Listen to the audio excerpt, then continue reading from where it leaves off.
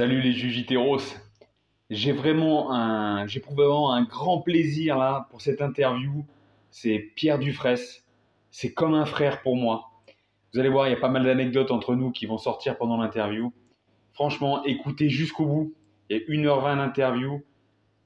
Allez-y. N'hésitez pas aussi à poser vos questions, à laisser vos remarques, laisser vos commentaires, laisser un like, partager. Ça fait avancer la chaîne et ça me fait avancer. Merci. Allez, c'est parti. Combattez! Bon, Pierre, tu sais, ça fait très très très longtemps que j'ai envie de t'inviter sur ma chaîne. On se connaît quand même, je crois que ça va bientôt faire 8 ans. D'écrire tout ton parcours, je pense que moi, je pourrais pas l'écrire mieux que toi, mais déjà, moi, ce que je peux dire par rapport à ce que je retiens, c'est que la première fois que je t'ai vu, tu venais de lancer ta chaîne YouTube, tu avais fait une vidéo. Tu étais à la première vidéo. On était sur un stage crudivorisme et iridologie. Et maintenant, bah, j'ai vu cette semaine un post. Tu es à 77 000 abonnés sur ta chaîne YouTube. Tu es directeur du centre de l'Ormez que tu as créé. Là, dernièrement, tu as organisé le congrès du potentiel humain. En fait, c'était la deuxième édition qui a réuni plus d'une centaine de personnes, je crois, 150 personnes. Tu fédères beaucoup de gens autour de toi sur plein de sujets, que ce soit sur l'hormèse, bien évidemment, mais la naturopathie au sens large, tu vois, comme on l'a entre nous, la nouvelle génération naturopathe, mais aussi tu interviens dans tout ce qui est préparation mentale. Tu accompagnes des clubs et des sportifs de haut niveau, sportifs, hein, bien évidemment. Tu travailles aussi pour le SSCS, tu auras l'occasion d'en parler. Pierre, merci beaucoup d'être ici. Voilà, on va parler de plein de choses. Euh, Toi, au-delà de ce que je viens de dire, comment tu te décrirais, toi? Ah, Qui est Pierre, difficile. vu par Ouais, Pierre? difficile. Bah ouais, ouais, toujours difficile. Avant toute chose, grand merci mon frère. Grand merci. Toujours un honneur, un plaisir. Ça fait trop longtemps qu'on s'est pas vu. Je vais savourer cette heure qu'on va passer ensemble. Là, tu vois, je baigne déjà, tu vois, dans l'amitié, la bromance, tout ce que vous voulez. Tellement bon ces moments-là. La famille, tu sais qu'on choisit. Famille qu'on choisit aussi, famille de cœur. Bref, euh, tout ce que tu as dit, il y a une chose pour moi qui est fondamentale, c'est je fédère, je rassemble. J'ai la personne qui fait le lien, personne pivot, personne centrale. Ça, pour moi, c'est le plus important, mais de loin, dans tout ce que tu as évoqué. Vraiment. On manque de lien, je pense, de nos jours. Je pense que l'humanité a toujours manqué, à chaque fois qu'elle a péché quelque part, c'est qu'elle manquait de lien. Et donc, si tu me décris comme ça, comme une personne qui rassemble, moi, ça me va très bien comme identité. Parce que déjà, ça pose le fait que c'est impermanent. C'est-à-dire, ça rassemble des personnes et ça bouge des personnes. Ça navigue, ça s'en va, ça fait sa vie, etc. Ça rassemble quand? Bah, sur un événement ponctuel. Donc, ça se termine aussi. C'est impermanent, ça se répète, etc. Donc, ça, c'est à l'image de la vie, de la dynamique. Donc, c'est pas une identité arrêtée. Fédérer, c'est un processus. Donc ça me va très bien comme identité plutôt qu'un métier. Tu vois, un métier, c'est l'impression qu'on te met dans une case et ça bouge pas, c'est statique. Il n'y a rien qui est statique dans le vivant, sauf la mort, sauf les trucs qui s'arrêtent. Donc moi, ça me va très bien. Tu vois, si je suis quelqu'un qui fédère et qui rassemble, je pense qu'il n'y a rien de plus beau. Et un dernier point pour te passer de la pommade un petit peu plus, tu as évoqué mon parcours qui a été voilà, des choses qui ont commencé petites et qui ont évolué vers des grandes choses. Même si j'en suis très fier, pour moi, tout ça n'est rien, rien à côté de la vraie aventure de la vie, c'est celle d'être papa. Et j'aurai toujours un infini respect pour les pères de famille. Voilà, pour moi, je suis toujours un petit garçon, hein. Et les pères de famille, c'est quelque chose. C'est ça la vraie aventure de la vie. Donc, euh, s'il y en a qui me regardent avec des étoiles dans les yeux, regardez juste avec beaucoup plus d'étoiles, s'il vous plaît, dans les yeux, parce que c'est bien plus important de prendre soin de ses enfants que de faire des milliers de vues sur YouTube. Voilà. Merci, mon frère. Voilà, tu vas me mettre les larmes aux yeux. Déjà, ça commence fort, là, Pierre. Merci, merci, merci, merci. Et tu vois, ça fait l'air, mais c'est vraiment ça parce que par les stages que tu as organisés, je me rappelle le premier stage que tu organisé à Villeneuve-les-Avignon, bah, tu m'as demandé de venir, je suis venu. Mais là, j'ai rencontré des gens, tu as fait venir des gens un peu de tous les horizons, qu'on a retrouvés après avec l'organisation, ta création du centre de l'Ormez. Je pense à Mathieu Carpentier, par exemple. Tu Oui. vois, Oui, avec qui maintenant j'ai accroché, et là on parle de 5 ans après, tu vois, 5 6 ans après, chez qui moi je vais aller en stage cet été, tu vois, ça fédère. Mais c'est aussi toi qui, on a eu cette approche commune à la base qui partait de la naturopathie, le désir de bien-être, tu vois, lié autour de quelque chose qu'on a en commun, c'est qu'on a perdu notre papa suite à une maladie grave, tu vois. Donc on a aussi ça qui nous a liés. Et en fait, tu as oui, su, à partir de ça, bah, t'as attiré à toi, tu vois. Slim, on parlait de Slim, Nomad Slim pour ceux qui connaissent, dans le mouvement, Steve Gentis, méditation, préparation physique, tu vois, sur notre planète. Là, et puis dernièrement, toi, il y a Jérémy Coron. Là, c'est le cerveau. On a David, Nicolas de Limité. Toi, tout ça, ça a été attiré par toi, tu as créé, parce que ton dialogue, ton discours n'est pas dogmatique. Il n'est mm, pas dogmatique. Et c'est quelque chose qu'on pourra revoir avec l'alimentation, tu vois. oui, C'est des principes de vie. On est sur un principe de vie.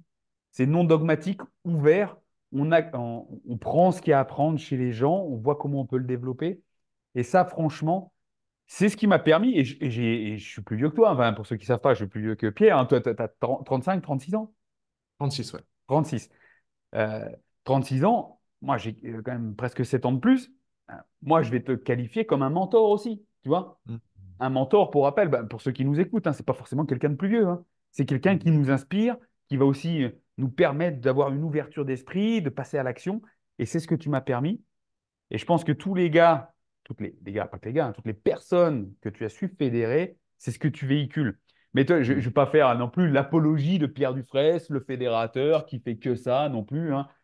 Mais je voudrais aussi, toi, là, on a évoqué ce parcours, comme on est aussi sur la chaîne Purple Bell Kitchen, c'est beaucoup sur l'alimentation, l'entraînement physique.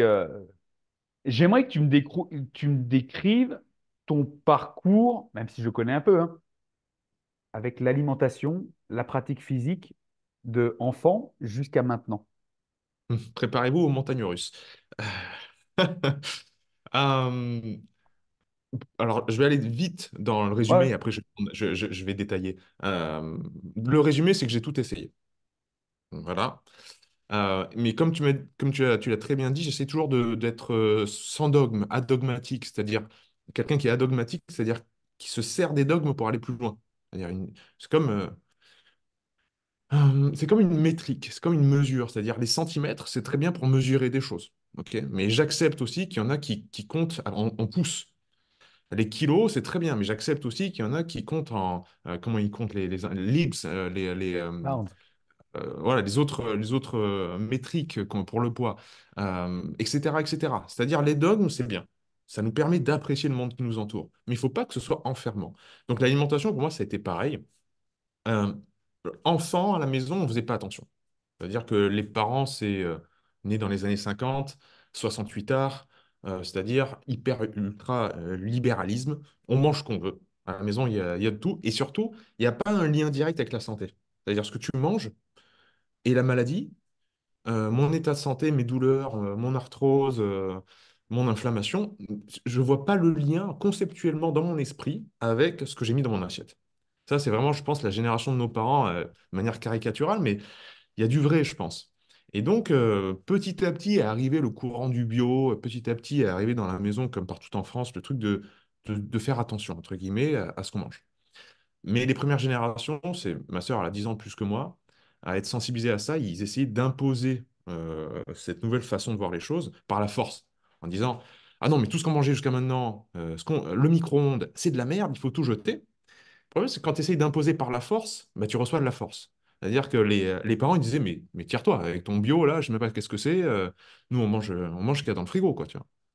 Donc, c'est-à-dire que enfant, je mangeais Nutella, pain au chocolat, les produits transformés, les grosses sauces, etc. Pain, huile d'olive, c'était quand même mon truc. Rentrant de l'école, pain, huile d'olive, je pouvais me faire un repas, ça. Tu vois. Je mettais l'huile d'olive, du sel et du pain. Ah C'était ouais, très bien. Ah, ça, c'est typique du sud de la France, tu vois. T'as les oliveraies, quoi. Les champs d'oliviers à perte de vue. Pour nous, l'huile d'olive, c'est une religion. Et donc, baguette de pain, huile d'olive et fleur de sel, j'étais le roi du monde, tu vois. Donc, c'est pour te dire le niveau de conscience au niveau de l'alimentation quand j'étais petit. Tu vois. Euh, donc, pas trop de prise de conscience par rapport à ça, mais mon corps, par contre, en surpoids, vraiment, Mhm. avec des problèmes de peau, avec beaucoup de choses, etc.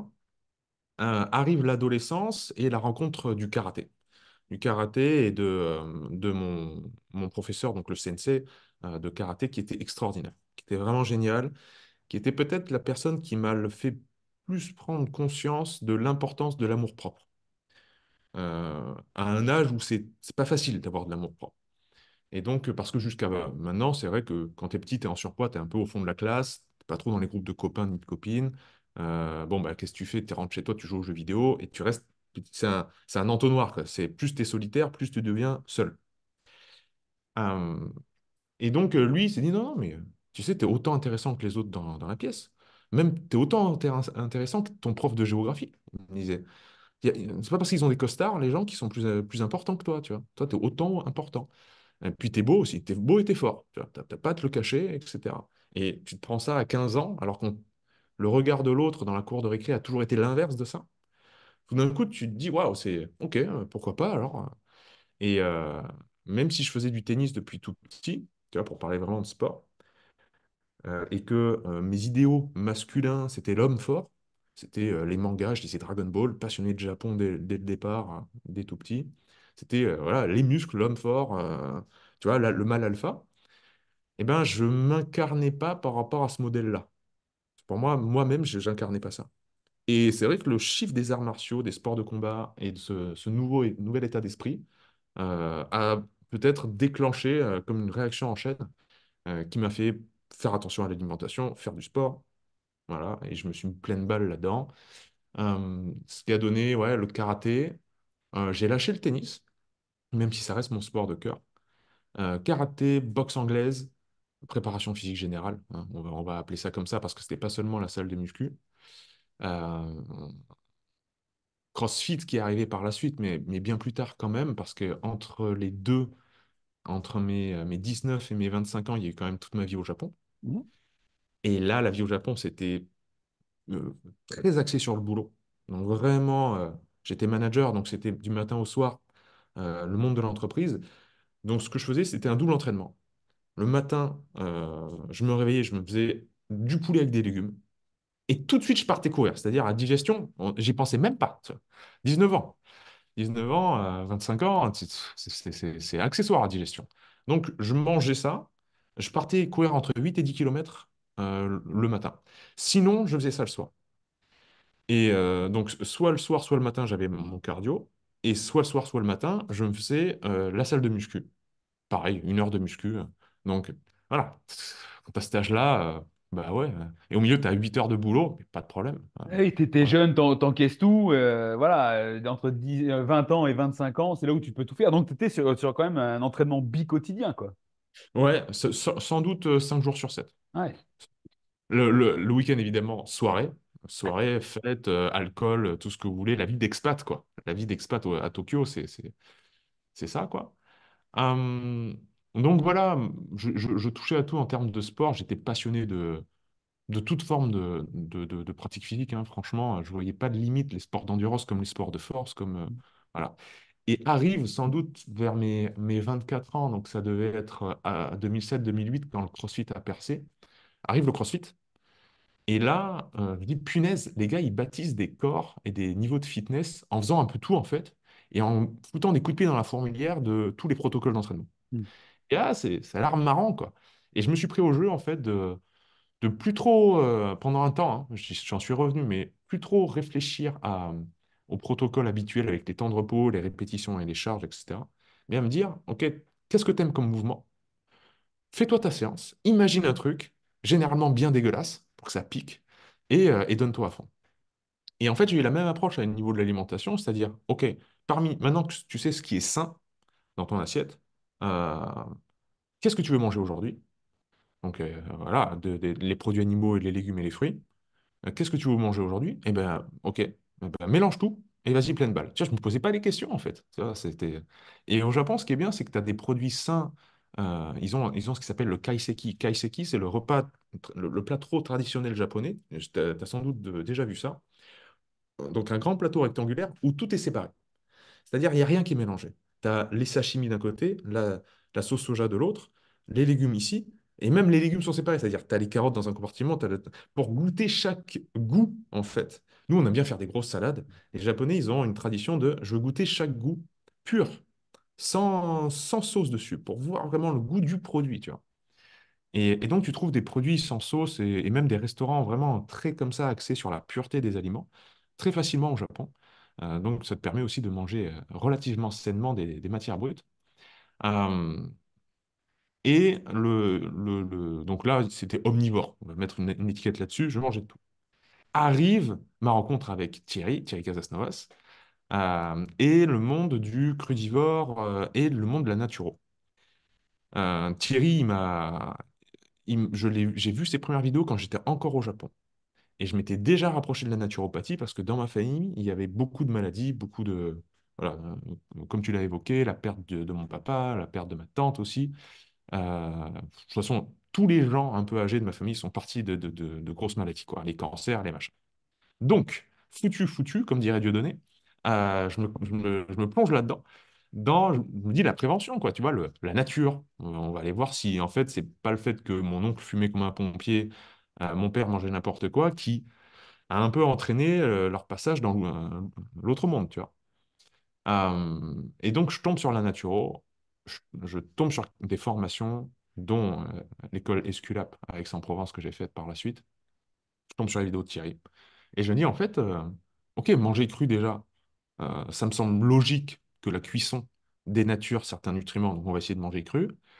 Tiens, moi qui mangeais pas beaucoup de fruits, ni trop de légumes, il y en avait dans l'assiette, mais c'était pas. Ben, je vais essayer de me faire des monodiètes. Et en fait, plus par curiosité que par dogme, encore une fois, mais plus par me dire, tiens, qu'est-ce qui se passerait si je faisais des monodiètes? Qu'est-ce qui se passerait si je jeûnais? Si je faisais du jeûne intermittent tous les jours? Si ceci, cela. Tu vois. Et en fait, ça a embrayé le reste. Et je me suis retrouvé à être 5 ans vegan. Non pas que j'ai lu et j'ai été inspiré par des véganes. C'était, je pense, juste à titre expérimental. Et que ça m'allait bien les premiers temps. Et puis au bout de 5 ans, vraiment, là je fais 77-78 kilos. J'étais descendu à moins 10 kilos que ça, donc à 67. J'étais vraiment faim. Et si vous voyez les premières vidéos de Verisme TV, je sortais de cette période-là. Et à une époque de ma vie, je faisais 92. Donc plus 15. Donc il y a un gros delta, quoi, pour vous donner un ordre d'idée par rapport à mon évolution. Et donc j'en ai eu un peu marre. Je suis sorti de là. euh, Cette sortie-là a été concomitante à la percée surtout en France, du régime cétogène, où ça a été le gros boom du régime cétogène. Donc je dis, ouais, je vais tester ça. Donc on reprend des produits animaux, on met plus de gras. Je me souviens qu'on en parlait ensemble. Toi, tu avais testé avant moi, tu me faisais tes retours et tout, tu m'as dit que tu avais déjà testé. Euh, Arrivé, j'ai fait le régime cétogène, je pense, pendant bien un an, avec vraiment les premiers temps très stricts et après quelque chose de modulé. Je pense que je suis depuis resté en low carbs, c'est-à-dire vraiment peu de glucides, quoi. Il va y avoir des patates douces et des fruits, mais il n'y aura pas de riz, il n'y aura pas de flocons d'avoine, il y aura pas de... Il y aura peu de glucides dans mon assiette. Et arrive là, le grand boom du carnivorisme. En plus, je vais à Bali où je rencontre Nico De Paoli, Nico Mercadier, tous les copains de Bali. Euh, c'est le QG des carnivores. On dit, bon, ok, apparemment ça marche super bien pour eux. Jordan Peterson parle du carnivorisme. Ok, on teste. J'ai testé un mois strict. C'était bien, mais pas fou. Comme en fait, tout ce que j'ai testé, hein. Ça marche un peu, surtout au début. Mais après, je suis toujours le même, en fait. Je ne vois pas des perfs qui montent partout, pas de perte de poids spécifique, pas de prise de poids spécifique non plus. Bon, pas plus que ça, quoi. Mais le fait que ce soit privatif, que je me prive de certains types d'aliments, donc vegan, je ne mangeais plus de produits animaux, carnivore, plus de produits végétaux, etc. Sur le long terme, ne me satisfait pas, quoi. Je vois bien qu'au bout d'un moment, il me faut un peu de tout. Même si c'est un peu, bah, de temps en temps, il faut, tu vois, là, il y avait des cerises, parce que ou des fraises, le printemps se termine et les fraises se terminent. Mais même si j'en mange pas une barquette entière, j'ai besoin d'en mettre trois quatre dans mon assiette. Juste parce que c'est comme ça. Et je pense, tu vois, par rapport aux légumes, par rapport aux fruits, par rapport à tout ça, beaucoup disent surtout les carnivores, que c'est dangereux, entre guillemets, parce qu'il y a des antinutriments, parce qu'il y a des processus anti-germination dans les graines, etc. Mais je pense qu'en fait, le problème, le grand problème, ça restera toujours la quantité, quoi. C'est-à-dire que tu abuses de quelque chose, tu manges trop de n'importe quoi, ça devient toujours un poison, quoi, hein. Et les légumes, sans doute que parce on a fait des tonnes et des tonnes, c'est-à-dire que même maintenant, je faisais un post tout à l'heure sur Instagram où on voyait une grosse côte de bœuf maturée 60 jours que je me suis faite, mais c'était plus du culinaire, c'était de l'érotisme. Aïe, aïe, aïe. Mange ça, mais oublie tout. C'est-à-dire, les amis, la famille ne comptent plus. Hein, tu peux manger tes doigts s'il y a du gratuit là. C'est incroyable, incroyable. Bref, bref, bref, bref. Euh, et mon post, c'était comment ça se fait, en fait, ma réflexion, c'était comment ça se fait que quand on parle d'alimentation saine, où tu ouvres un magazine, tu sais, quand tu es à la caisse d'un supermarché et que tu as les journaux là, et tu vois des trucs de cuisine, alimentation saine, pourquoi tu as une salade forcément sur la couverture? C'est bien les légumes et les fruits. Franchement, je suis un grand fan des légumes et des fruits, il n'y a pas de problème là-dessus. Mais pourquoi si on dit que c'est sain, il n'y a que des légumes? Je sais pas, Eh oui. ça me semble Tu- fou, quoi. je, je vais te couper, mais Ah bah, il y oui, a oui. tellement de choses à dire sur ce que tu viens Ah ce bah, que tu j'ai viens de fait le dire. tour. Vas-y, J'ai pris rebondis, des hein. notes là-dedans, mais c'est vrai Ouais, qu'on en vient à dire, OK, qu'est-ce qui est sain, comme tu l'expliques, qu'est-ce qui est sain, on te représente une salade. Mais en fait, si on reprend le terme de qu'est-ce qui est sain et pourquoi on veut manger sain, là, c'est pour notre santé, le côté sain, santé, c'est avoir un organisme qui fonctionne pleinement. À partir de quoi notre organisme va-t-il fonctionner? À partir des nutriments qu'on va lui apporter. Donc, ce qu'on veut, c'est de la densité nutritionnelle. Et effectivement, on sait très bien que les fruits et légumes, même si c'est bon pour la santé, si on presse tout, on appuie, au niveau de densité calorique, on n'a pas grand-chose. Et qu'il faudrait manger des gros volumes. Des gros volumes. C'est ça aussi. Alors que dans ta côte de bœuf, pour beaucoup, ça va être juste des protéines et de la graisse, mais on va retrouver plein d'autres choses dedans.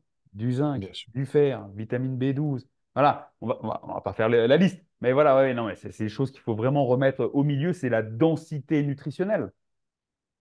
Évidemment. Évidemment. Bon, c'est devenu une banalité de dire que les fruits et légumes modernes sont dénués de beaucoup de nutriments et que c'est malheureusement un peu que de l'eau maintenant. Mais rien qu'au-delà de ça, euh, moi, ce qui me... Enfin, pour moi, la santé, encore une fois, c'est pas un état de fait, c'est un processus. Si c'est un processus, c'est que ça doit toujours être réévalué chaque jour et pour tout le monde. Donc, euh, c'est Paul Check qui disait ça très bien. Parce que Paul Check, enfin, moi, c'est quelqu'un que j'admire énormément. Il fait le lien entre justement le corps, le cœur, l'esprit, la spiritualité, puis des choses très, très physiques, très matérielles aussi. C'est pas quelqu'un qui est perché et pourtant il peut avoir des discours qui sont très spirituels. Mais bref, Paul Chek, donc, pour ceux qui ne connaissent pas, ça a été l'un des grands, grands préparateurs physiques aux États-Unis, notamment qui a été recruté par Nike pour s'occuper des Chicago Bulls, mais pas que, hein. C'est lui qui a introduit le Sweet Ball. Voilà, avec Pavel Tsatsouline, je trouve que c'est les grands noms, enfin c'est l'un des grands noms, et Charles Poliquin, bien entendu. Ah oui. Bref, Paul Chek, il disait, tu vas écouter un vegan, tu vas écouter un carnivore, tu vas écouter un cétogène, ils vont tous avoir le même discours en fait. Ils vont te dire ça, ce régime-là a changé ma vie. Et ce qu'ils n'arrivent pas à admettre, parce qu'ils ont une vision dogmatique et arrêtée du vivant, c'est-à-dire c'est des états de fait qui ne changent pas, des trucs qui stagnent, c'est qu'ils vont tous te dire donc ça a changé leur vie. Et ce qu'ils vont pas comprendre, c'est que ça a changé leur vie parce que c'est ce qu'il leur fallait maintenant à ce moment-là, ce qui leur était nécessaire à ce moment-là. Parce que sans doute qu'avant ça, le carnivore avait abusé des matières animales, etc. Et que il a trouvé le véganisme qui lui a donné ce qu'il lui fallait à ce moment-là. Le problème, le piège dans lequel il peut tomber, c'est de se dire que maintenant, jusqu'à sa mort, il va rester vegan. Peut-être, hein, c'est une possibilité, mais peut-être aussi que dans 5 ans, il va falloir qu'il rechange. Et je vois pas pourquoi, si en fait je vois très bien pourquoi, mais bon, c'est assez fou de se dire en quoi ça devrait nous rendre malades. C'est-à-dire, ça devrait nous rendre plein de désespoir, c'est-à-dire de ne pas pouvoir trouver la formule magique. De pas pouvoir se dire, ça y est, j'ai trouvé le truc et j'ai plus besoin de changer. C'est pas ça le but. Le but de la vie, c'est pas trouver de la stabilité. Le but de la vie, c'est d'être en accord avec l'instable. En accord avec l'instable. En On, accord avec la on est volatilité. d'accord, Pierre, on est d'accord, Pierre, mais tu sais comment est le monde. Les gens veulent la pilule magique, la formule magique, ou non, je sais que je mange ça, je sais que je vais faire mes courses, je vais acheter les mêmes courses toutes les semaines, les mêmes choses, toute l'année, peu importe la saison, peu importe comment je me sens. Mais tu le sais, tu le sais. Hmm. Et moi, je rebondis là-dessus parce que oui, je me bats aussi avec mes clients. Toi, au quotidien, je suis confronté à ça. Les gens veulent la diète parfaite et c'est quand même assez difficile des fois de dire non, mais attends, tu vois, ça évolue. Déjà de faire comprendre, d'acheter des fruits et légumes de saison. Ah, mais attends, c'est un effort là. Il faut que je change ma liste de courses. C'est un niveau de réflexion dont tu te rends Ouais, compte aussi que cette chose qui est essentielle de s'alimenter, parce qu'on le fait plusieurs fois par jour, tous les jours, devient une charge mentale, alors ouais, qu'à la base, c'est quelque chose de prioritaire, j'ai envie de dire. ouais, Prioritaire. Et au-delà de ça, on en vient aussi à ne plus, je veux dire, je parle au quotidien, hein, à être automatisé comme ça sur qu'est-ce que je dois manger pour simplifier les choses. Il n'y a plus le plaisir, et là je vais utiliser un mot que j'aime pas utiliser, c'est le plaisir. Il n'y a plus le plaisir de manger, c'est ouais. un automatisme dont on se convient qu'on a le plaisir ou pas, mais je pense que souvent ça ne plaît pas, puisqu'en fait on se dit, arrive le week-end, je dois me faire plaisir, j'ai le cheat meal, c'est là où il y a la pizza, les trucs où il y a plus de sucre, plus de gras, plus de... Tu vois? Il y a cette... On veut la formule magique au détriment de ce qui nous fait du bien, mais pour ce qui nous fait du bien et qui est sain, pour aller à un moment donné déraper sur de la merde en barre qui satisfait nos papilles, mais qui ne satisfait pas notre corps. Oui. Ouais, c'est très bien résumé, hein. C'est pour ça que j'ai beaucoup de respect pour les gens comme toi qui continuent l'accompagnement privé. Moi, j'ai mis entre parenthèses, très sincèrement, je suis passé à des conférences, des cours, du, du- voilà, comment dire, des choses, euh, des choses de groupe, quoi, une transmission qui se veut beaucoup plus large où j'ai plus à convaincre la personne qui est en face de moi. Je délivre en fait les principes de la biologie, du vivant, de ce que tu veux, la naturopathie, de la permaculture, tout ce qui est circulaire, englobant, euh, l'hormèse, l'antifragilité, les grands principes, quoi, afin que ça impacte les esprits mais après que la personne dans l'assistance fasse le chemin intellectuel ou non, ne me regarde pas. Alors que quand tu as vraiment un client qui est là, en face de toi, tu veux vraiment qu'il fasse le changement. Et ça, bah, respect, mon Julius, pour entretenir ça. Oui, après, il y a des côtés très gratifiants d'avoir toujours quelqu'un à accompagner, mais voilà, c'est quelque chose, ouais. Mais tu vois, sur ce point de vue-là, moi je vais te dire, je remets ça en perspective avec mon passif militaire, avec une hiérarchie, tu vois. Il n'y a Ouais. pas de c'est mieux l'un ou l'autre. Tu sais, dans une section, tu as le chef de section qui lui va donner les principes, la mission. Et donc, en fait, moi, j'étais chef de groupe. Et après, quand tu es chef de groupe, eh ben, tu dois transmettre aux hommes, OK, c'est ça, on va faire comme ça, tu respectes le plan, c'est ça, Mhm. tu feras ça, ça, ça, telle heure, tel moment. On est tous thérapeutes, tu le dis souvent, on est tous thérapeutes. Et chacun, en fonction de son niveau, toi, voilà, tu vas apporter par ta chaîne YouTube, par tes conférences, par tous les podcasts sur lesquels tu es invité. Tu vas amener toute cette pédagogie, cette connaissance. Et c'est bien parce que, en fait, tu demandes aux gens de prendre leurs responsabilités. Tu vois? C'est ça, en fait, hein. Pour moi, c'est qu'une histoire de responsabilité. Et pour moi, je vais aller plus loin que ça. Pour moi, la prise de responsabilité, c'est passer de l'âge de l'état d'enfant à l'état d'adulte. C'est pour ça que j'ai l'habitude aussi de dire qu'il y a des gens qui peuvent avoir 60 ans, mais ça reste des grands enfants, tu vois, Mhm. parce qu'il Mhm. n'y en a pas de prise de responsabilité. Sachant que notre santé, notre corps, ben, on n'en a qu'un, on ne peut pas changer quand il ne fonctionne pas, quand il ne fonctionne plus, ou quand on décide de faire quelque chose, ben, ça ne fonctionne pas comme on veut. Voilà, c'est de la prise de responsabilité. Et ça passe après, peut-être par des mecs comme moi, où OK, on va aller. triturer les personnes. Et là, attends, là, il faut que tu fasses ça, il faut que tu fasses ça dans le détail. Et attention, t'as pas mangé ça et tout. Le mec chiant, tu vois, qui est sur ton dos, en espérant qu'au final, il y ait peut-être 10% qui passent. J'ai- si mes clients m'écoutent, sachez que vous êtes beaucoup plus que 10% à adhérer à tout ce qu'on fait, hein, parce que vous venez de manière volontaire. Mais toi, ce que tu fais, Pierre, aussi, c'est que tu vas instiguer ces connaissances, ces principes physiologiques, tu donnes les outils aux gens, mais tu invites à la prise de responsabilité, tu invites au passage à l'action, et on en revient à l'autonomie de la pensée. Voilà. Parce que tu as des connaissances, tu as un savoir, mais le savoir ne sera validé que parce que tu seras passé à l'action. Et donc là, quand tu sauras les choses et que tu passeras à l'action, tu deviendras vraiment autonome. Exactement. C'est ça que tu pousses. Enfin, toi, je réfléchis en parlant en même temps, tu vois, c'est des... Non, c'est parfait. Tu as tout à fait raison. Moi, je te rejoins sur tout ce que tu viens de dire. Il y a un corollaire très fort entre la liberté et la responsabilité pour moi. C'est-à-dire, euh, c- beaucoup de gens veulent la liberté. Le problème, c'est que prendre sa liberté, obligatoirement, s'accompagne du fait de prendre ses responsabilités. C'est comme quand on est jeune et qu'on est encore dans le foyer de papa et maman. On va prendre sa liberté en prenant un appartement ailleurs et tout d'un coup, nous tombe dessus la responsabilité de cuisiner soi-même, d'avoir un salaire. Tout d'un coup, nous tombe dessus de manière comme ça, obligatoire en fait. Et à l'âge adulte, comme tu l'as très bien dit, il y a encore des grands-enfants qui n'ont pas pris leurs responsabilités sur plein de plans de la vie en fait, dont la santé. La santé, la performance, tout ce que tu veux, quoi, hein. Et l'alimentation, la nutrition en fait évidemment partie. Donc, on veut être libre, mais on veut pas les responsabilités. Mais ça peut pas marcher, en fait. Ça peut pas marcher. Si vous prenez vos libertés, vous allez forcément devoir regarder vos responsabilités en face. Et c'est là où, si vous allez voir un bon thérapeute, il va vous donner un coup de pied au derrière, comme tu le fais.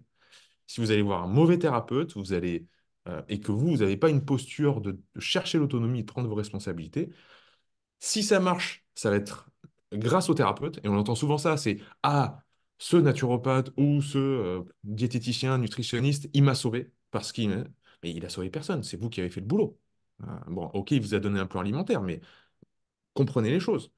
Ou bien ça marche pas, et si ça marche pas, c'est de sa faute. Oh, il fait n'importe quoi, ce thérapeute. Il vous dit des trucs, mais son plan, il est trop dur à suivre, et puis ceci, cela. Donc, pas de responsabilité, donc la faute à l'autre.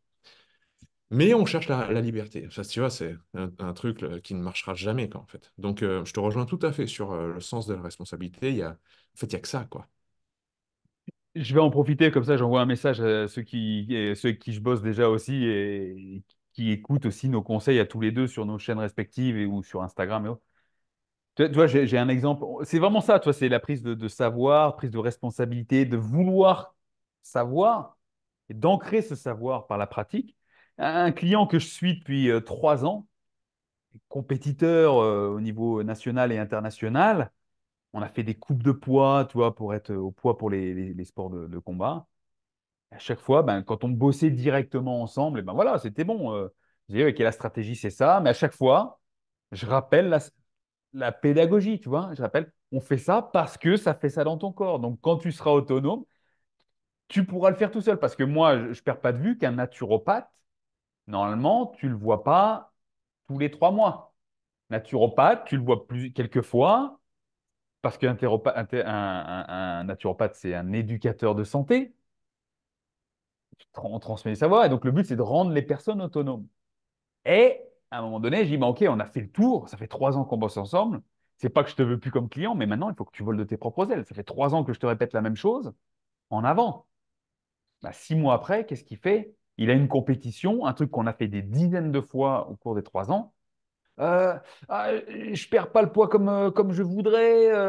Tu vois, je dis, ouais, mais Mais oui. reprends les notes. Ouais. Rappelle-toi, qu'est-ce qu'on a fait? Et en fait, je t'ai dit, on a fait la même chose. Je te répète la même chose qu'on a fait pendant 3 ans. C'est là. Hmm. Et on a beau être champion du monde, on a beau être champion du monde, si on ne cherche pas vraiment à savoir, alors je peux comprendre, hein, toi, des fois, le champion, il est tellement focus sur sa compète que ben, il délègue à d'autres, et donc il se dit, non, mais j'ai pas le temps de me focaliser là-dessus, je paye pour qu'on s'occupe de moi. je le comprends, mais à un moment donné, n'est- tout le monde n'est pas champion du monde non plus. Ouais, bien sûr. Tu Pierre, as toute ouais, raison. Ouais. à un moment Juste, donné, ouais, je finis juste sur ça, parce que vas-y. ça me fait penser à Slim qui a envoyé une newsletter par rapport à ça et dont on a parlé la semaine dernière. C'était justement des gens au congrès du potentiel humain qui me disaient, je les ai vus en stage, je les ai eus en stage, je les ai eus en retraite, ils étaient là l'année dernière au festival, ça fait le cinquième stage qu'ils font, à chaque fois c'est à coût de 500 euros par-ci, 1000 euros par-là. Le gars, il a dépensé une somme astronomique dans tout ça, et tu as l'impression qu'il avance pas en fait. T'as l'impression qu'il est toujours au même plan et il pose les mêmes questions. Là, il y a vraiment une démarche personnelle à faire. Alors nous, moi, c'est une prise de position qui est la mienne, hein. Moi, je m'en inquiète plus, c'est-à-dire chacun a son chemin de vie. Et je pense qu'il faut accepter aussi que les gens puissent rentrer dans des murs toute leur vie sans évoluer. Il faut l'accepter. Il faut plus s'en frustrer. Avant, j'étais très frustré de ça. J'avais envie de secouer les gens, de dire, mais bordel, quoi, tu vois. Ben, ça, j'ai accepté. Maintenant, j'arrive plus à m'en détacher, mais je comprends ce qu'il voulait dire. C'est-à-dire, mais euh, c'est quoi ce bazar, tu vois? Donc, bref, voilà. C'est juste pour ça. Ouais, c'est noté. Je vais revenir un petit peu sur, revenir en arrière par rapport à ce que tu as dit. Tu faisais 95 kilos quand tu étais au Japon. Ouais, C'est ça, 92, j'étais monté à 92, ouais. 92. Tu t'entraînais 2 fois par jour. J'imagine que tu devais manger bien. Alors peut-être comment tu étais physiquement, parce que c'était une époque où on n'avait pas tous les téléphones portables qui faisaient des C'est vrai. photos, machin. Donc comment tu étais physiquement, comment tu te percevais. Et ma question est plus profonde, c'est comme tu étais en surpoids adolescent, et par rapport à ce que tu as dit, psychologiquement, tu vois, on voit qu'il y a des troubles du comportement liés à ton image. Comment tu te trouvais à 92 kilos? Et après, pareil, toujours par rapport à cette image, comment tu t'es trouvé quand tu étais à 60 et quelques, quand tu étais vegan? Et si on compare à maintenant, où tu as un physique de dieu grec, et d'ailleurs, j'aimerais que tu me poses un double biceps avant de répondre. Voilà. Voilà. Ah là là, tu sais parler à un homme. Pour moi, en fait, l'esthétique visuelle de mon physique a été, bah, à cause de ce surpoids, presque toute la première partie de ma vie. C'est ce qui nous arrive dans l'enfance et l'adolescence, nous, quand même, s'engramme plus facilement en nous sur le long terme que ce qui arrive tard dans la vie. Et donc, moi, là, en fait, le fait de me trouver bien physiquement, c'est très récent dans ma vie. C'est là, ces dernières années, tu vois. Tout juste. Tout juste, je commence à comprendre ce que ça fait de ne plus penser que je suis fat. Tu vois, pour moi, toute ma vie, c'était bon, c'est pour ça que je suis toujours en débardeur, en fait. C'est vraiment pour me rappeler, tu vois, que je me vois dans les miroirs et dire, attends, non, t'es pas gros. Tu vois, parce que pour moi, il y a toujours un petit animal dans mon cerveau qui me dit, il y a du surpoids, tu vois, il faut perdre du poids, il faut faire attention à ce qu'on mange. Il y a toujours quelqu'un qui rappelle ça, une petite voix et tout. Le fait de me trimballer à moitié torse nu tous les jours, c'est OK. Non, c'est pas vrai. C'est pas vrai, c'est pas vrai, c'est pas vrai. Pas facile hein, de désengrammer tout ça. Donc, donc il y a ça. Et donc, peu importe l'époque, en fait, que ça a été l'enfance, l'adolescence ou la période au Japon, ensuite, les premiers temps de l'âge adulte, je me suis toujours trouvé en surpoids. Que ce soit le cas ou plus vraiment, parce que certes, j'ai beaucoup oscillé, il y a eu des moments où j'étais juste bien physiquement, et il y a eu des moments, le moment où vraiment j'ai été très bas en poids, euh, c'était, c'était pour moi bien, parce en effet, je n'avais que le prisme en fait de il faut sortir du surpoids. À partir du moment où j'étais plus en surpoids, que j'étais sec, ça m'allait. Et même si j'étais faim, tu vois, même si j'avais pas perdu beaucoup de masse musculaire, ça m'allait. Parce que, heureusement, enfin, il n'y avait que le fait de ne plus être en surpoids qui était mon objectif à l'époque. Euh, et puis, j'ai refait le yo-yo plusieurs fois. Donc, voilà, c'est parti, c'est revenu. Donc, voilà, l'esthétique, pour te répondre, ma perception de moi-même, ça a été toujours de me trouver trop gras, trop fat, trop en surpoids. Parce que déjà, quand on est petit, quand on est jeune, dans les groupes d'amis ou dans la cour de récré, on te le répète à longueur de journée. Donc ça t'impacte énormément. Et donc voilà, c'était sortir de ça, que ce soit par le sport ou par l'alimentation, c'était l'objectif numéro un. C'était OK de me muscler parce que je trouve ça beau, esthétique, parce que je trouve que les hommes forts, c'est impressionnant. Tout l'aspect masculin qu'on peut avoir quand on est un jeune garçon. Mais c'était quand même être dessiné, tu vois, qui m'intéressait quand j'étais petit. Euh, et donc, maintenant que c'est le cas, depuis quelque temps, euh, enfin, j'y pense plus, quoi. Enfin, c'est plus un truc qui se trimballe dans ma tête. Enfin, c'est un poids qui est enlevé. Voilà, c'est plus dans ma tête. Moi, je sais très bien comment ça fonctionne maintenant pour moi. Attention, ce que je vais dire, je sens que ça va faire un short. Les gens, ils vont, hop, couper juste là, parce que c'est ça qu'il faut retenir. Non, c'est pour moi, Pierre Dufraisse. Ce qui marche quand je veux perdre du poids, c'est juste faire un jeûne intermittent, en fait. Juste, je mange plus le matin. Je saute le petit déjeuner. Je fais ça sur 3 semaines. Je change pas mon alimentation et même, c'est juste que je décale en fait la plage horaire, tu vois, et je mange la même chose que je mangeais habituellement. Donc en termes de quantité, ça ne bouge pas. Si je devais compter les calories, je mangerais sans doute la même chose. Mais comme il y a une régulation hormonale qui est différente, comme il y a tout un processus euh, dont on ne rentrera pas dans les détails, mais qui est différent, voilà, que si on prend un petit déjeuner, eh ben, ça fait que je perds du poids de manière douce, tu vois, et que je vais juste perdre les 4-5 kilos que j'ai accumulés en trop pour X ou Y raison sur 2 mois. Et puis ça va être juste parfait, tu vois. Je vais avoir le body fat qu'il me faut pour être performant, et je le vois bien, hein, nous, on s'entraîne tous les deux quasi quotidiennement, hein, si c'est pas quotidiennement, et donc on connaît nos perfs à peu près. Et je vois bien qu'il y a vraiment un poids de forme où je peux faire de la surcharge progressive presque à l'infini, tu vois. Je vois que mes perfs s'améliorent, même si c'est graduellement un tout petit, mais ça s'améliore. Ce poids de forme, il me permet d'être à mon plus haut taux de performance. Si j'en descends, si je deviens plus sec, tout d'un coup, les performances déclinent ou stagnent. Et si je prends ne serait-ce que 2 kilos de plus, idem, ça stagne, j'ai moins d'énergie, etc. Il y a vraiment une petite fenêtre qui, pour moi, est entre 76 et 78 kilos, qui me permet en fait d'être au top de ma forme. Voilà. Eh ben, écoute, j'ai trouvé ça il y a quelques années et à chaque fois que j'en sors, c'est une confirmation que il faut pas que j'en sorte. Donc, je régule par le jeûne intermittent. Donc, je régule pas par la diminution des glucides. Je diminue pas par la diminution des lipides. Je touche pas aux protéines. Je rajoute pas plus de légumes. Je mange pas plus de viande. Juste, je fais un jeûne intermittent. Donc, Voilà. on est d'accord qu'il n'y a pas de manipulation des calories. Moi, je manipule rien en termes de quantité, ni de qualité, parce que la qualité, ben, comme toi, ça sera toujours, on recherchera toujours le top, quoi. Voilà. C'est ça qui est intéressant parce que, alors, moi, je crois à plein de choses. Je crois fermement à l'impact de la manipulation des calories parce que je l'ai Sûr. testé moi-même. Voilà. Parce que pendant des années, pareil, j'étais plus à me dire, OK, oui, le jeûne intermittent, la qualité de l'alimentation, à quel moment je mange. Voilà. Ça a un impact sur moi parce que j'ai expérimenté que ça fonctionnait pour moi pour perdre du gras, perdre du poids, être relativement performant.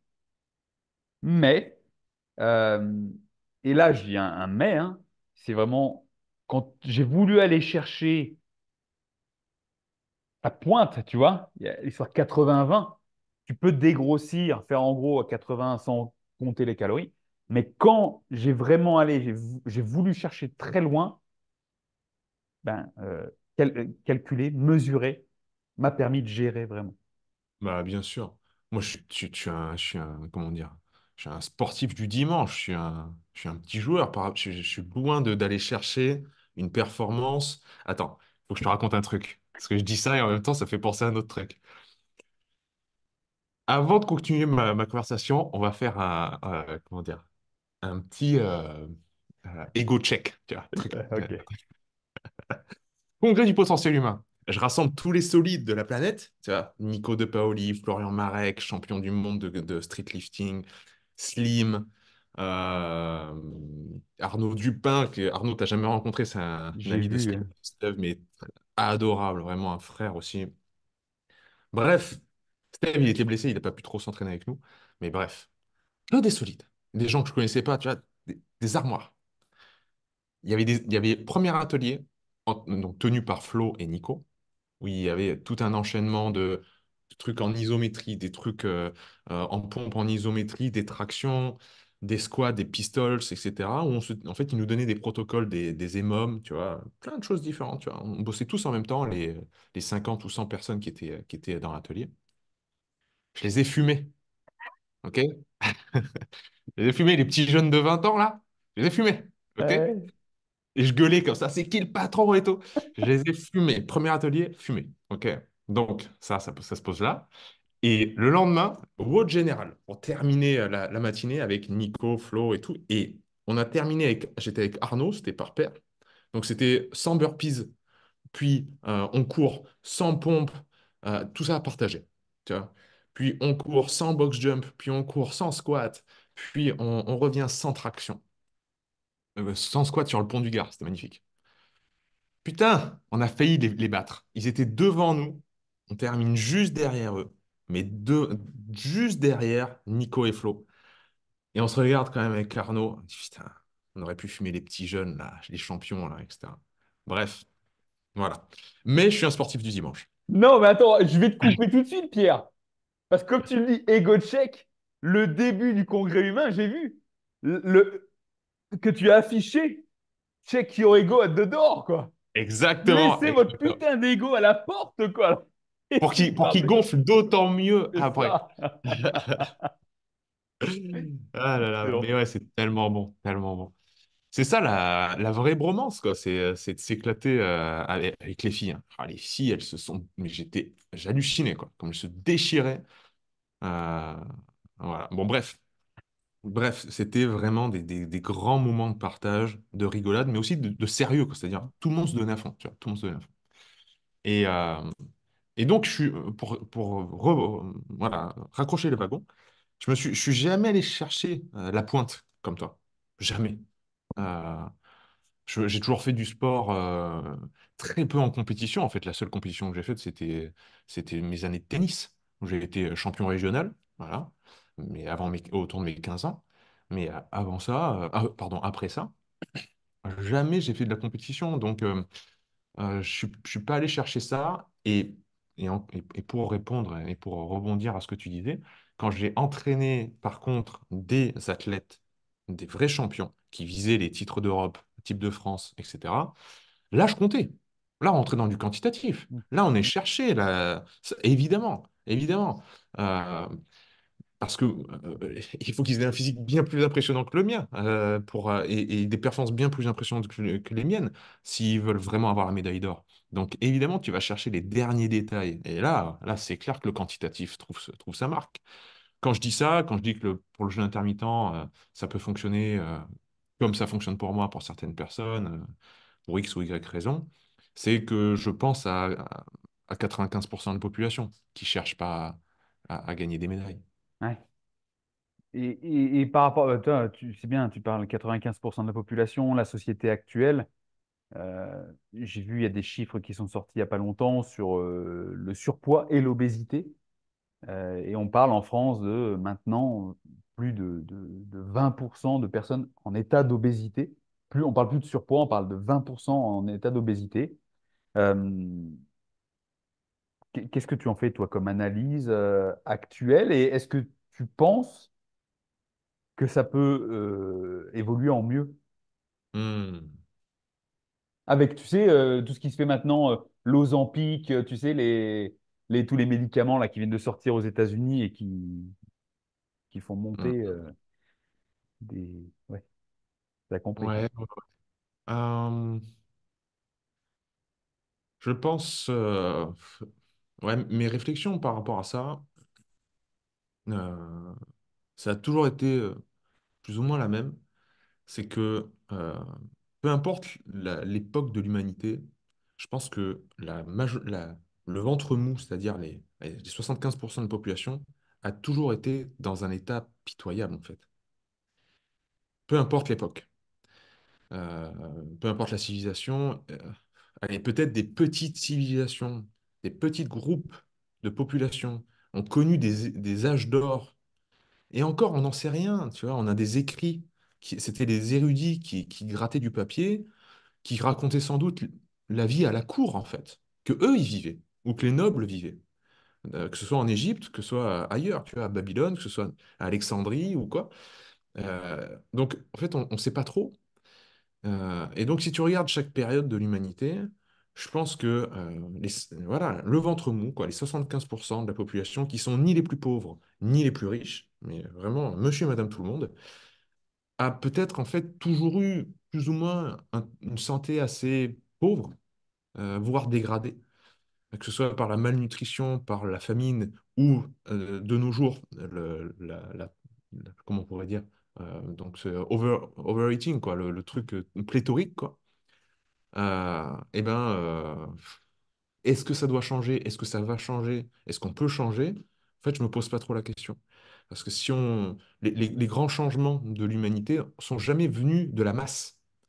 Les grands changements, ça vient toujours ce qu'on appelle des gardiens, c'est-à-dire des porte-paroles. Il y en a peu, mais qui osent dire des choses et qui rallient en fait tout le monde derrière eux. Tu vois. Donc, c'est pas pyramidal, c'est pas tout complètement horizontal, c'est juste au-dessus de l'horizontale et en dessous de la pyramide. Tu vois. Et ça permet en fait d'embarquer tout le monde. Il en faut pas beaucoup des gardiens. Il en faut quelques-uns. Moi, je pense que mon frère Idriss, c'en est un. Tu vois, Idriss Aberkan, je pense que c'est un gardien moderne. Tu vois. Louis Fouché aussi, je pense que c'est un gardien. Tu vois.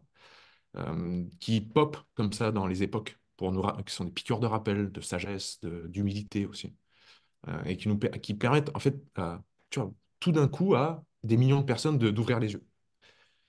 Mais après, est-ce que les 75%, le gros de la population, va connaître un éveil et vivre de manière épanouie?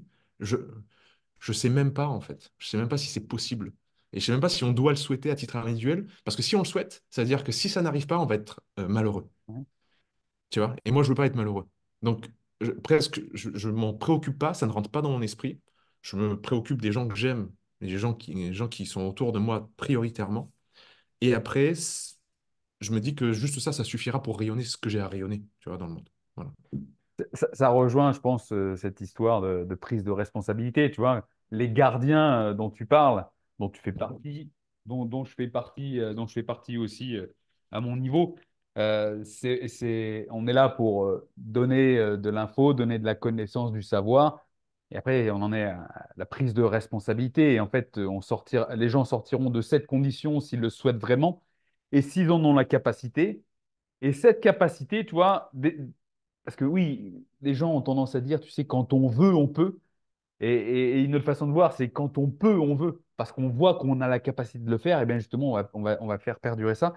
Et, et à l'heure de cette tu vois, alimentation euh, pauvre en nutriments, dégradée, à l'heure actuelle, on se rend compte aussi que si on veut de l'alimentation de qualité, il faut mettre, il faut mettre l'argent. Qu'est-ce que toi, Mhm. tu dirais à Mhm. quelqu'un qui dit, ouais, mais Pierre, moi, je veux bien manger bio si possible, mais manger déjà des aliments bruts, des aliments de qualité. Mais pareil, quoi, toi, j'ai une famille où j'ai juste un SMIC, le loyer est trop cher. Qu'est-ce que tu leur réponds à eux? Je pense que toi, t'as tout. Enfin, à mon avis, mes réponses vont être lacunaires par rapport à ce que tu pourrais dire toi, parce que je pense que t'es beaucoup plus dans le concret, je trouve, quand tu communiques là-dessus. Euh, pff, c'est une histoire de priorité, hein, parce que l'argent, tout le monde le trouve pour le smartphone, tout le monde le trouve pour autre chose.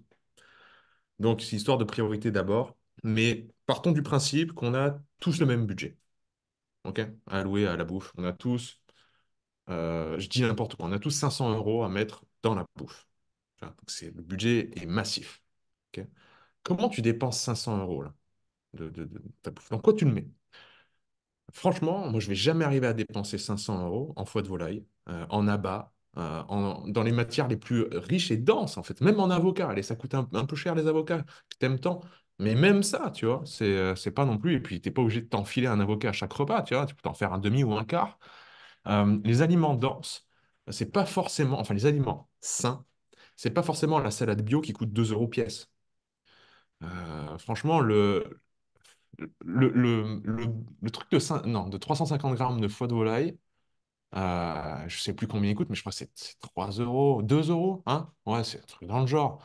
On est sur un truc entre 5 et 7 euros le kilo. C'est pas, on vous demande pas de manger l'entrecôte à 30 euros le kilo. C'est vraiment, il y a du bon sens aussi à trouver les bons produits. Et si c'est bien cuisiné, parce qu'il y en a qui vont dire c'est pas bon, etc. C'est pas vrai, c'est juste que vous savez pas le préparer. Mais c'est délicieux. Les abats, ça coûte pas cher et c'est sans doute les morceaux des animaux qui sont les plus riches et les plus denses. Euh, et pareillement, le poisson, t'es pas obligé d'acheter le pavé de saumon qui coûte un bras. Moi, achète des sardines. Achète des sardines, c'est délicieux. C'est pareil, c'est des petits poissons gras riches en oméga 3 qui coûtent que dalle, qui coûtent vraiment que dalle. Non, concrètement, c'est juste que vous n'avez pas fait l'effort de regarder où se trouvaient les bons produits et combien ça coûtait. Très sincèrement. C'est pas, vous n'êtes pas obligé d'aller au magasin bio pour trouver les bons produits. Vous pouvez faire les marchés, vous pouvez aller voir les petits producteurs. En fait, ça demande un effort. Ça aussi, le truc, hein. C'est toujours pareil, hein. C'est priorité, effort, prise de responsabilité. Et voilà. C'est Voilà. pas plus compliqué que ça. T'as tout dit. Et après, c'est bien, tu as bien fait d'évoquer la salade à 2 euros. On en rejoint le principe de densité nutritionnelle. Ouais. Euh, Cette grosse salade, 2 euros, ça va pas t'apporter de calories, va très peu. Ça va pas t'apporter, enfin, ça va rien t'apporter. Peut-être un petit peu de fibres, un peu d'eau. Ça va peut-être mettre du volume dans ton assiette, mais au final, si tu manges ça, c'est pas ça qui va te caler plus longtemps, qui va te faire survivre plus longtemps. Donc, ces 2 euros, les attribuer à autre chose. Mais toi, je te pose la question, je sais que tu sais, je sais ce que tu vas répondre plus ou moins. Mais c'est aussi parce que je veux aussi que les gens entendent de ta bouche Mhm. ta version, tu vois, de tout ça. Mhm. Euh, Après, tu vois, il y a des choses qui nous paraissent pour nous euh, faciles, tu vois, faciles, parce qu'on a fait le boulot, quoi. On a fait le boulot, ça fait des années qu'on fait le boulot, parce qu'on a pris le temps, c'est ça l'effort. En fait, l'effort, c'est l'effort physique ou l'effort en temps ou l'effort budgétaire au début de tester. On a fait le boulot. Et ce que tu proposes, ce que je propose aussi, c'est que chacun se sorte les doigts des fesses et y aille un peu, hein, parce que la formule magique, la pilule magique, que quelqu'un vienne faire la cuisine chez toi, ça n'existe pas. Mais Non, d'un autre surtout. côté, faire l'effort dans l'assiette, parce que quand tu évoques du foie de volaille, quand tu évoques des sardines, comme tu le dis, tu sais, je suis un peu plus exposé aux gens du quotidien. Mais moi, je dis foie de volaille, j'ai même pas j'ai pas fini de dire volaille que j'ai déjà perdu la personne, quoi. Oui. Sardine, c'est ça, sardine, hop là, non, on veut pas entendre sardine, tu vois. C'est ça en fait. C'est Mhm. aussi, on est dans ce monde ou le budget, parce qu'au début, la question c'est sur le budget, quoi, hein. Sur quoi on l'attribue? Ben, le budget, on va peut-être vouloir l'attribuer à quelque chose qui est plus palatable, qui Oui. plus goûtu, qui satisfait nos papilles, mais pas notre corps, mais qui, d'un point de vue rapport prix kilo au kilo, est beaucoup plus cher, Mhm. mais qui nous nourrit moins. Comme tu le dis, c'est des efforts à faire. Et ça rejoint ma question précédente sur est-ce que cette obésité, à un moment donné, ça se solutionnera ou pas? Bah non, ça se solutionnera pas. C'est la réponse au final, tu vois. Ouais, ou ça se résorbera d'elle-même parce qu'il y aura une prise de conscience, mais en tout cas, que ça le fasse ou que ça le fasse pas, je pense que nous, il faut qu'on continue notre job sans s'en inquiéter. Ouais. Parce que j'entends bien, hein, j'entends bien le fait de se le demander, c'est-à-dire est-ce que on va arriver à sauver la planète par nos dires, en fait, par notre transmission, etc. Et ça, c'est souvent une pensée qui m'a suivi euh, pendant longtemps. Tu vois, le fait de publiquement dire des choses, etc. J'avais une volonté véritable de changer les choses, tu vois. Et pour rigoler, tu sais, tu te souviens peut-être du dessin animé qui s'appelait Minus et Cortex quand on était plus jeune, les souris de laboratoire, et qui me faisait délirer ce dessin animé. Et ça commençait toujours par le générique où Minus, donc un peu crétine, la souris, disait à Cortex, qui était beaucoup plus intelligent, qu'est-ce qu'on fait ce soir, Cortex? Et l'autre répondait, comme chaque nuit, tenter de conquérir le monde. On va tenter de conquérir le monde. Et moi, c'était pour ça que je répondais. Je vais tenter de changer le monde, tu vois. Et malheureusement, si on garde à l'esprit cette volonté de absolument que tout le monde change et tout le monde ouvre les yeux et tout le monde soit svelte, beau, en pleine santé, etc., ça risque de nous miner, je pense. Donc c'est pour ça que je m'intéresse moins justement à cette prise de conscience-là globale. Elle adviendra si elle adviendra. Mais moi, en tout cas, je te rejoins totalement sur le fait que les résultats sont toujours au prix de l'effort. Et une société qui vous vend des résultats sans l'effort tue en fait l'humain, très concrètement. Le vivant, si tu donnes une récompense, on peut expliquer ça au niveau des neurosciences, donc c'est-à-dire même si on réduit ça, et c'est réducteur, hein, même si on réduit ça aux signaux dans le cerveau, donc les signatures neuronales, des voies dopaminergiques surtout, qui sont là pour te donner de la joie et du plaisir à atteindre un but, à poursuivre un objectif également. Si tu donnes la récompense sans qu'il y ait eu le chemin, sans qu'il y ait eu l'effort, tu fous en l'air la machinerie en fait. Ça, c'est ça qui rend accro, c'est ça qui nous perturbe complètement en fait. C'est qu'on nous a donné les bonbons, on nous a donné le sucre, on nous a donné la calorie par Uber Eats ou tout ce que tu veux, ou par ChatGPT, qu'on te donne en fait la récompense sans que tu fournisses un effort avant. C'est ça qui flingue en fait les esprits humains. Je parle que de l'esprit, mais évidemment tout le métabolisme derrière. Donc évidemment, il n'y a pas de geste anodin, il n'y a pas d'épiphénomène dans le vivant. Rien que le fait d'aller chercher sa nourriture, même si aussi au supermarché, c'est clair que c'est plus chasser un animal ni cueillir un fruit, mais c'est déjà mieux que rien. C'est déjà mieux que commander un plat tout fait. Vous allez quelque part, vous prenez l'aliment, vous le transformez à la maison, vous faites une recette de Purple Bed Kitchen, vous faites un truc. Bref, vous manipulez tout ça. C'est pas la même chose que si vous faites livrer, et même si c'est le plat identique, même si ça a le même goût, ce n'est pas la même chose. Ce n'est- Ça n'a rien à voir au niveau biochimie interne, au niveau comportemental, au niveau satisfaction, amour-propre, image de soi. Tout ça change. Et c'est pour ça que, tu vois, cette société où on dit que tout se vaut. On a le droit à être une licorne arc-en-ciel comme on a le droit d'être, tu vois ce que je veux dire. Tout est égal. Tout le monde est égal. Tu vois. Tout le monde a gagné, personne n'a perdu. En fait, c'est mortifère. Ça va contre le vivant. C'est même pas la mort, c'est la non-vie. Et donc l'alimentation aussi passe par ça. Aussi passe par cet effort que tu as très bien décrit, tu vois, et la responsabilité et tout ce qu'on a dit précédemment. Voilà. Moi, dans quelque chose, dans ce que tu as dit, il y a quelque chose qui me vient à l'esprit. C'est une question que je vais te poser, c'était sur qu'on évoque un peu le plaisir de manger, mais tu l'as évoqué. Certes, il y a le plaisir de manger, mais c'est la finalité. C'est la Hmm. finalité, c'est qu'est-ce qui est en amont, tu vois? Qu'est-ce qui est en amont? Est-ce que je prends plaisir à manger quelque chose que je vais chercher, préparer, assaisonner comme j'aime, tu vois? Et parce que je sais que c'est la dose que j'aime, parce que j'ai expérimenté ça et j'ai peaufiné ma recette, ma façon de faire depuis des jours, des mois, des semaines, des années, tu vois. Hmm. Toi, tu en es où dans ce processus? Quand Hmm. est-ce que tu as commencé à penser comme ça, à cuisiner, te préparer? Parce que toi, est-ce que quand tu étais au Japon, tu te préparais des choses comme ça? Ou est-ce que c'est quand tu as commencé à faire une transition, toi, vers le véganisme, cétogène et où, que tu as commencé à prendre ça en compte? Hmm. Euh, Tu sais, on est aussi dans l'alimentation brute. On s'est connu à un moment donné, on mangeait brut. Bah tiens, une carotte, bon, on la mange comme ça, il n'y a pas besoin de la râper, il n'y a pas besoin de l'assaisonner. Voilà. Comment ça a évolué pour toi et où tu en es aujourd'hui dans ce plaisir de manger? Ouais, ouais. Alors, le plaisir de manger, il m'a jamais quitté, hein. Euh, Même si ça a toujours été un combat un peu dans la perte de poids, etc. Je suis un grand gourmand, quoi. Je suis un grand gourmand et je pense que c'est ce qui nous a rapprochés aussi. Hein. Ouais. Mais ça m'empêche pas d'être gourmet. C'est-à-dire, ça m'empêche pas de vachement m'intéresser à la préparation, d'être curieux, tu vois, dans le culinaire. Je peux rester dans un livre de cuisine comme ça, je peux le feuilleter, tu vois, dans une librairie et me dire waouh! Et même, tu vois, toutes tes recettes et tout, moi, je les regarde, tu vois, parce que ça m'intéresse. Après, j'ai pas les compétences, je les ai pas développées. Mais je peux être fasciné, tu vois, par ça. Et moi, même si quand je cuisine, c'est très brut, tu vois, ma copine que je te présenterai là, euh, est chef. Donc, à chaque fois, elle me pose des questions, elle me dit, ça, tu le prépares comment? Tu vois, bah, je le jette dans la poêle. Et ça la rend folle, en fait. Tu vois. Elle dit, mais non, mais tu mets pas un petit truc, tu vois? Bah non. Donc, Après, je vais m'amuser, tu vois, avec les épices, je vais tester plein de trucs, comme le sport, en fait. Je vais vouloir tester plein de choses, plein de goûts, faire des alliances terre-mer, tester des aromates, des choses que je connais pas.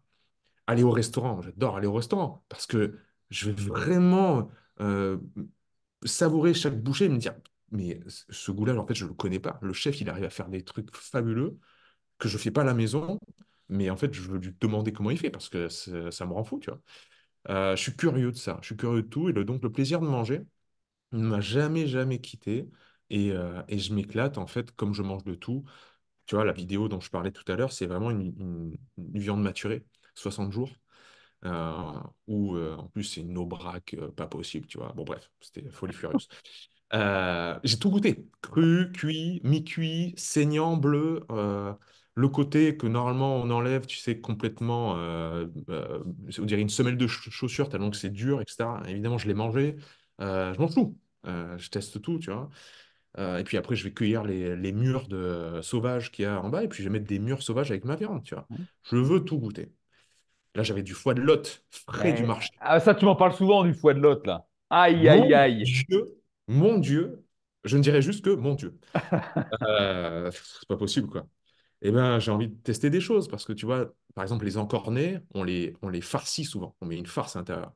Et là, ça choque personne. Tiens, tu mets du cochon dans un encornet. Tu vois. Et après, quand tu fais un mélange terre-mer, on te dit, ouais, c'est bizarre, tu mélanges le poisson et la viande. Les gars, vous mangez ça, en fait, de manière culturelle tout le temps. Tu vois. Et ben, j'ai envie de tester de mettre du foie de lotte dans mon encornet, avec un peu d'ail, avec du sel, et voir ce que ça donne. Il y a des trucs comme ça. Et comme je vais me régaler après d'une patate douce comme tu fais, patate douce chaude, carré de chocolat. Ah, punaise. Ah, tu te Voilà, rappelles de ça, ouais.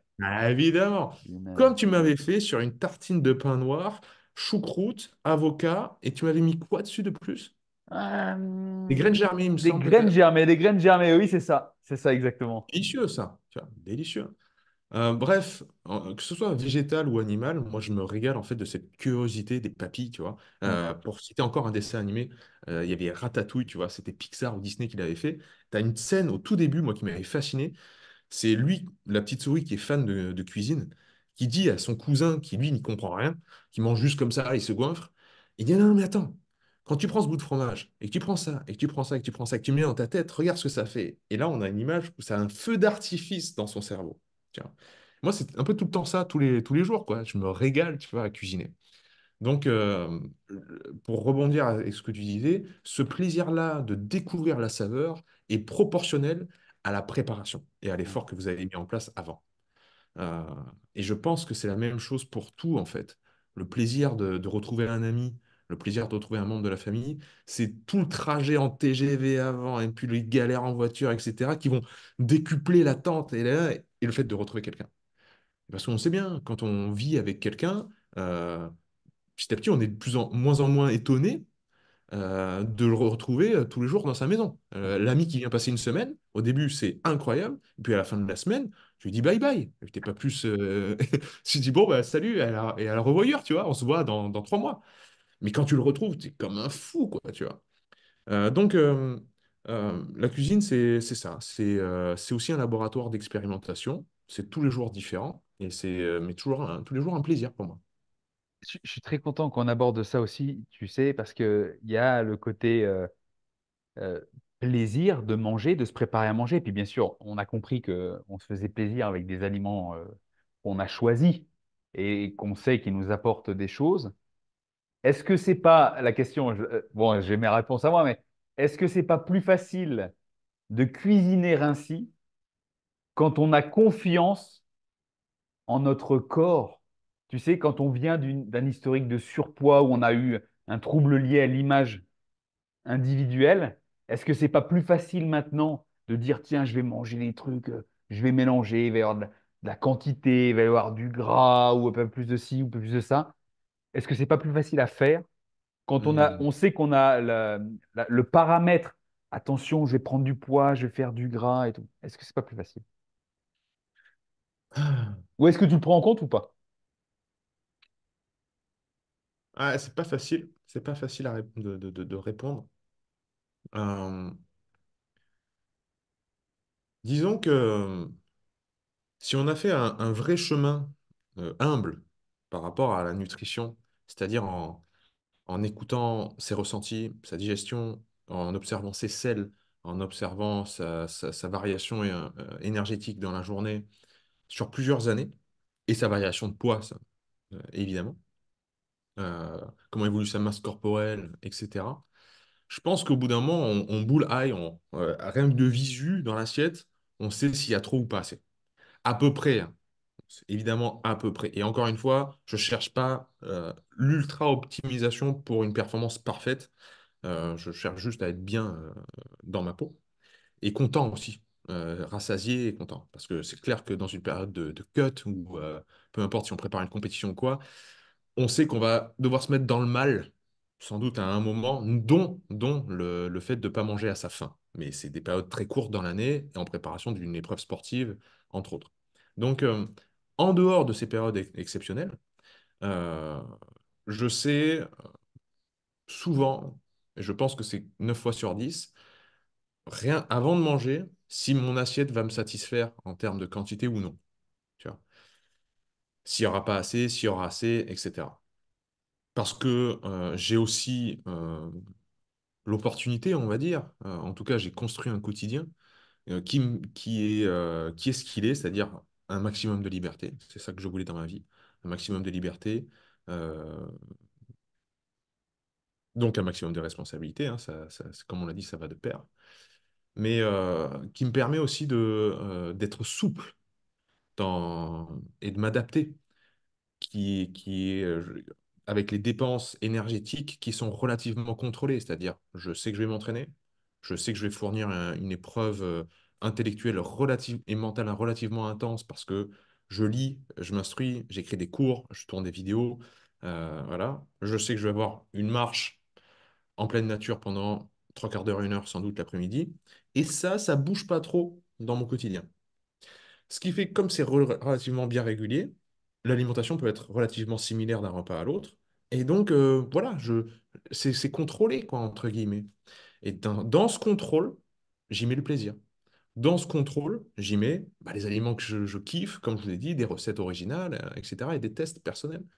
Donc voilà, ça part, c'est toujours comment dire, un subtil alliage du contrôle et du lâcher-prise, de l'expérimentation et du plaisir. Et comme ça, vous devez, en fait, c'est comme les vases communicants, vous devez jongler avec ça. Mais on se trompe rarement hein, quand on est expérimenté, encore une fois, quand on expérimente. Mais comme tu le dis, expérimenter, Mhm. parce que tu as testé beaucoup de choses. Moi, ça me fait penser à mon calcul, à moi. D Ouais, fois T égale R. Discipline multipliée par temps égale résultat. exactement. Discipline, pas au sens militaire strict du terme, mais parce qu'on a expérimenté, on s'est tenu à un type d'alimentation, un type de pratique. On expérimente, on apprend de soi-même. On voit Mhm. ce qui marche pas, les quantités et autres. Et on multiplie ça dans le temps et on diversifie les pratiques, mais toujours avec autant d'assiduité. Et au final, quand on multiplie par le temps, alors il y a des gens qui apprennent très vite, il y a des gens qui ont besoin de plus de temps, on a le résultat, et le résultat, c'est j'ai cette liberté Mhm. aujourd'hui de ne pas avoir à compter, de ne pas avoir à être attention, est-ce qu'il y a un gramme de ci? Ah non, ça, attention, je veux pas. Ça rejoint Jocko Willing, quoi. La discipline rend Oui, libre, quoi, tu vois. C'est exactement ça. exactement. Mais ça Ouais, ouais. passe toujours par le facteur temps, à l'heure où on veut tout tout de suite. Oui, exactement. T'as tout dit, mon Dieu. Parmi tout ce que tu as testé, et cette liberté quand même que tu t'octroies, enfin que tu t'octroies, que tu assumes, hein, qu'on assume tous cette liberté. Est-ce que tu as tout de même au niveau de l'alimentation des non négociables, des choses auxquelles tu diras non?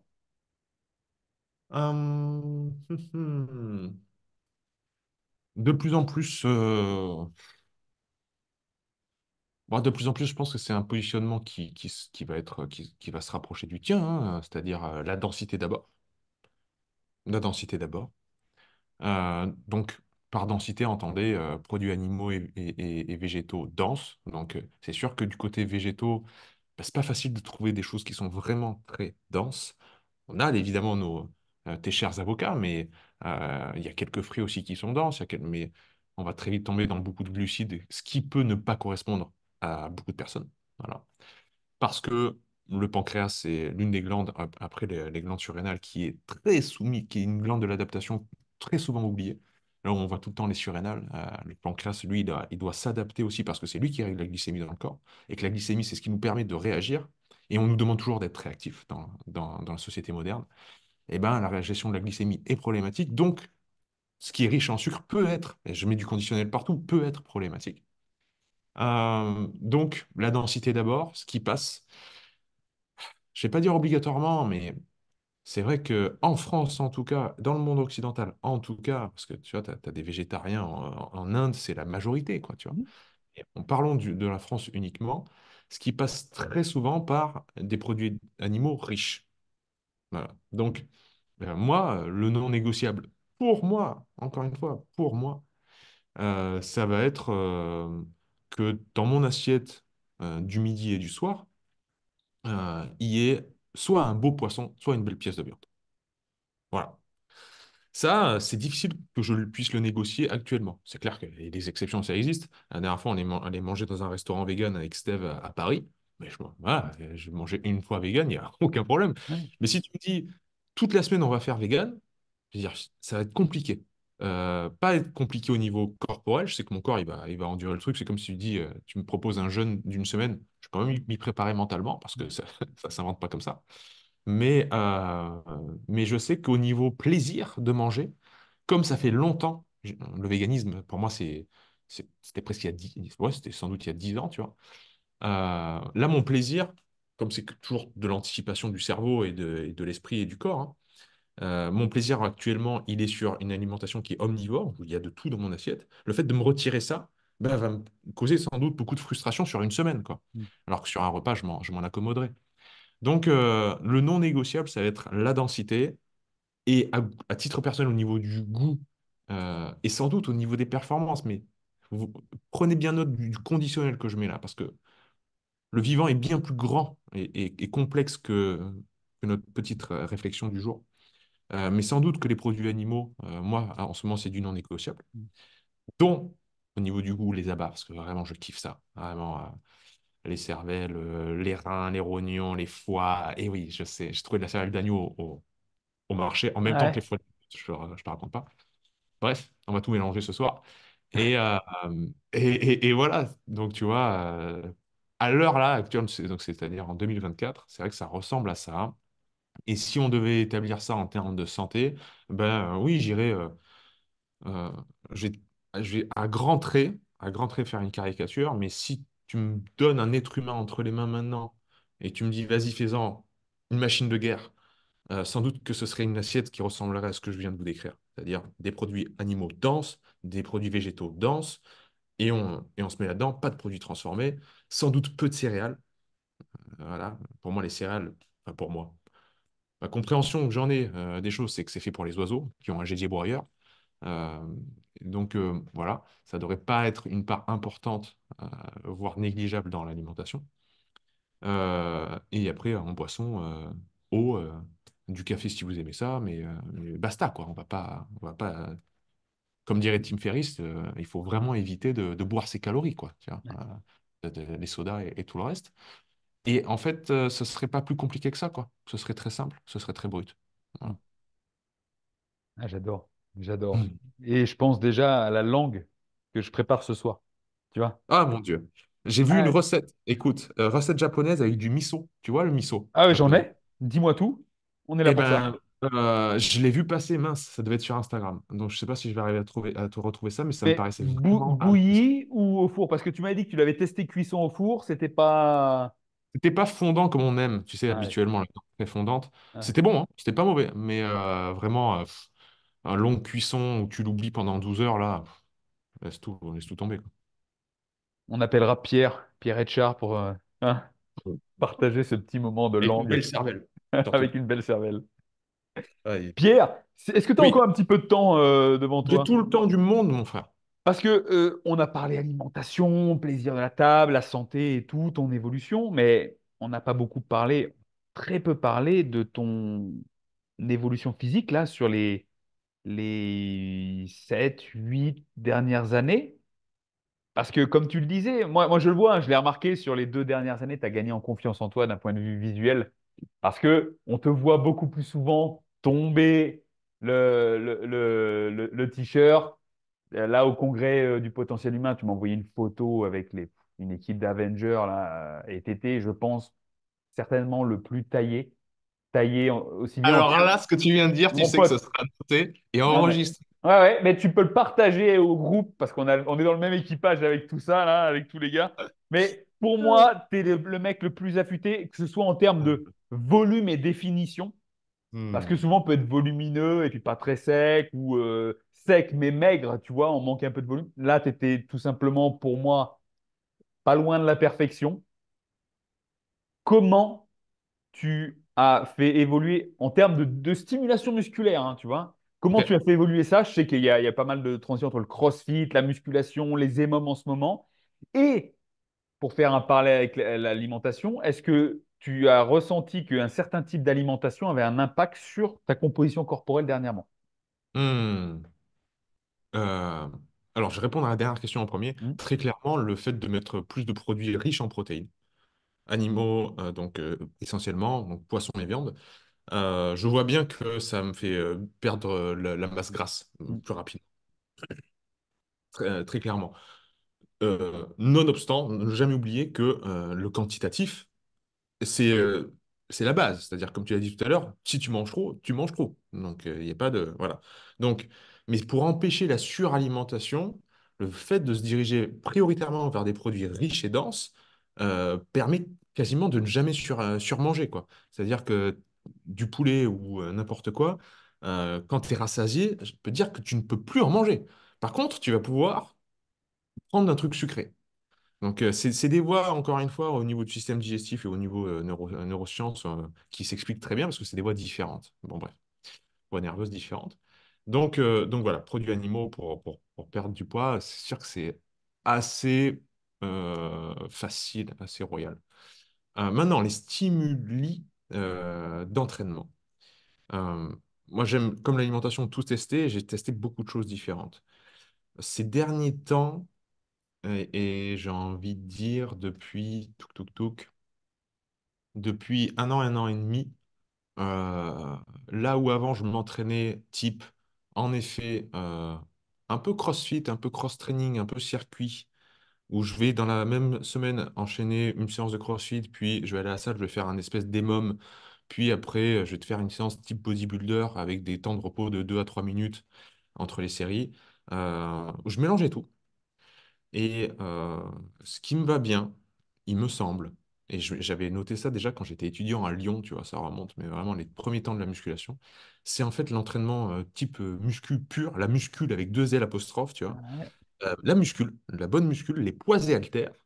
euh, euh, Comment dire, que ce soit un entraînement de force avec des charges lourdes que tu fais de 3 à 5 reps, ou bien vraiment tu stresses, tu recherches le stress mécanique, ou bien du 10 à 12 reps, plus quelque chose en hypertrophie, mon corps réagit bien à ça. Où je me fais voilà, des séances où je vais me prendre, je vais me faire, il va y avoir 5 à 7 exercices par séance. Par exercice, je vais faire 3 à 4 séries. Et dans les séries, ça peut varier, j'aime varier. Les travails de force où je me leste, par exemple. C'est vrai que mes mouvements préférés, ça sera toujours ceux du street workout, hein. C'est traction, dips, squat. N'en déplaise à mon cher frère Julius, je suis pas un bon deadlifter. Soulevé de terre, sans doute que c'est ma morphologie. Je prends tout dans le dos. Je prends tout dans le dos, je sens rien dans les jambes. J'ai un deadlift ridicule. Et si je mets léger, je prends du plaisir. C'est-à-dire, je mets entre 80 et 100 kilos. J'ai un vrai kiff. Au-delà de 100 kilos, je commence à serrer les fesses et me dire, oh punaise, il faut que je me concentre. Parce que j'ai une légère syphose aussi. J'ai une légère déviation de, tu vois, j'ai toujours cette épaule-là qui est, voilà, au niveau de posturologie, j'ai pas mal de travail à faire. Et donc, je pense que ça joue, surtout sur les mouvements euh, voilà, les mouvements unipodales, je me débrouille très bien. Mais dès que j'ai les deux pieds au sol parallèles, compliqué. Donc bref, passons les détails, mais chacun est différent. Et donc je kiffe en fait souvent me lester. faire peu de reps, voire des max à une ou deux reps, tu vois, pour trouver ton 1RM sur les tractions lestées, par exemple, ou les dips lestés. Et en jambes, j'adore les pistols, quoi. Les pistols, c'était l'enfer au début, et maintenant, en fait, je kiffe les lestés, et voilà. Donc, ce qui marche pour moi, pour résumer, ça va être ces grands mouvements-là polyarticulaires. Même si je fais de l'isolation dans le reste de la séance avec des haltères ou des machines, je commence toujours par ça, c'est le corps de la séance, avec des gros temps de repos. Parfois, des gros temps de repos. Tu vois, l'haltérophile qui fait une rep toutes les 10 minutes, ben, parfois, je me prends 5 minutes, 6 minutes de repos et j'envoie 3 grosses reps. Ça m'arrive, c'est rare, mais ça m'arrive, tu vois. Donc, je vais faire ça. Ce qui marche vraiment, c'est bête à dire, et en plus, c'est la base de tout, mais c'est vraiment la surcharge progressive, quoi. C'est comme ça, quoi, hein, la surcharge progressive. Donc, rajouter du poids, augmenter l'intensité, parce que le gain en expérience, ce qui est mal compris, et Mike Israetel, il le répète très souvent, le gain en expérience, voilà, quand on s'entraîne régulièrement et qu'on gagne en expérience, c'est pas fait pour rajouter des séries et des reps, c'est fait pour augmenter l'intensité. C'est-à-dire pouvoir piocher plus loin dans son potentiel. Parce que quand on est débutant, on a plein de verrous en fait qu'on ne connaît pas. Au niveau nerveux, le corps, il nous dit juste n'y va pas. Donc, tu ne te donnes pas à 100%, tu te donnes à 70%. Et en fait, plus tu deviens expérimenté, plus tu t'approches du 100% d'effort. Et toi, comme moi, qui pratiquons depuis voilà, 20 ans, 15 ans, peu importe, je pense qu'on s'approche, on sait ce que c'est le vrai 90%, voire le vrai peut-être 100% d'effort. C'est déjà mis dans cette zone-là, alors qu'un débutant, tu ne peux pas le mettre dans cette zone-là, en fait. Donc voilà, actuellement, ce que j'aime faire, dans ma semaine, c'est alterner une séance euh, de muscu, donc ça va être les mouvements que je viens de dire avec entre 8 et 12 reps par série. Une séance de force, donc entre 3 et 7 reps. Une séance pure VO2 max, un Ok. travail de VO2 max. Et une séance type circuit, où ça va être, par exemple, ce que propose Chris Hinshaw, tu sais, le coach de CrossFit, qui a révolutionné un peu le monde de l'entraînement du CrossFit par les entraînements d'endurance. Donc, Ok. c'est des variations de tempo. Tu vas faire, euh, tu vas faire une minute rapide sur par exemple, en course à pied ou en vélo, ou peu importe, ou en rowing, en aviron, peu importe, ou sur l'air bike. Une séance rapide, 3 minutes modérées, une minute de récup. Tu as des variations de tempo comme ça, tu vois. C'est le gars de Aerobic Capacity, un truc comme ça, là? C'est Aerobic C'est Capacity, ça? son Ok, truc. ok. Voilà, que j'aime beaucoup. Et tourner comme ça, tu vois, dans ces différents stimuli. Euh, il y aura très rarement des sorties longues d'endurance. Ça, c'est vraiment pour casser, si je tombe dans une monotonie, tu vois, si je me dis, voilà, encore la même séance. C'est rare que, franchement, c'est rare, parce que pour moi, tous les matins, quand je vais à la salle de sport, c'est vraiment Disneyland, quoi. C'est-à-dire, punaise, alors, qu'est-ce que je vais faire? Parfois, tu penses avant, tu penses la veille, tu te dis, ah, demain, je vais faire ça, et puis je vais faire ça, etc. On est des passionnés, tu vois. Mais peut-être une fois par mois, une fois, voilà, très rarement, je vais me dire, allez, tiens, je vais aller au stade. Où je vais courir tu vois, le parcours de santé là, qui fait 6 bornes. Je vais juste me faire ça. Ou je monte en haut là, de la petite colline et je reviens en courant. Tu vois, ça me fait 1 heure de course. C'est rare, mais ça arrive. Voilà. Merci pour ce partage. Bah, Merci pour ça. Tu tant pis. sais, je réécoutais aussi des choses que tu avais fait par le passé où tu étais aussi, bah, et tu l'es toujours, à noter ton ressenti pendant tes séances. Oui. Pour écouter son vrai ressenti, ben, il faut être dans le silence. Alors, c'est pas des bouchons d'oreille, hein, il faut être soi avec soi-même. Est-ce que tout de même, ça t'arrive de t'entraîner en musique? Oui. Et si tu mets de la musique, tu es plutôt AC/DC ou Linkin Park? Merci, mon frère. Merci. La question la plus dure au monde. J'aime quand on me pose des questions difficiles comme ça. Pour la petite histoire, c'est ce que je t'ai répondu sur ta story Ouais. Instagram. Euh, alors, ça m'arrive de m'entraîner en musique, surtout en ce moment.